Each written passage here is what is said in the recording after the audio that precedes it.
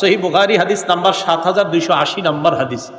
এই হাদিসের বর্ণনাকারী আবু হুরায়রা রাদিয়াল্লাহু তাআলা আন তিনি বলেন, আন আবি হুরায়রা রাদিয়াল্লাহু তাআলা আনহু قال قال رسول الله صلى الله عليه وسلم। আবু হুরায়রা রাদিয়াল্লাহু তাআলা আনহুর বর্ণনা, আল্লাহর নবী বলেন, কুল্লু উম্মতি ইয়াদখুলুনাল জান্নাতা ইল্লা মান আবা। আমার উম্মতের সবাই জান্নাতে যাবে, শুধুমাত্র যারা অস্বীকার করে তারা জান্নাতে যাবে না। সবাই যাবে, শুধু যারা অস্বীকার করে তারা জান্নাতে যাবে না। সাহাবারা প্রশ্ন করলেন, ওমাইয়াবা ইয়া রাসূলুল্লাহ, অস্বীকার করে কারা আপনার কাছে জানতে চাই। আল্লাহ নবী বলেন, মান আতাআনি দাখালাল জান্নাহ।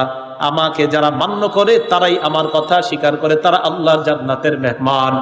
ওমান আসানি ফাকাদ আবা। আল্লাহ নবী বলেন, যারা আমার কথার নাফরমানি করে তারাই হলো অস্বীকারীর দল। আমার কথা যারা শোনে না তারা অস্বীকারী। আল্লাহ রাসূল বলেন তাদের ঠিকানা জাহান্নাম। বলেন নাউজুবিল্লাহ।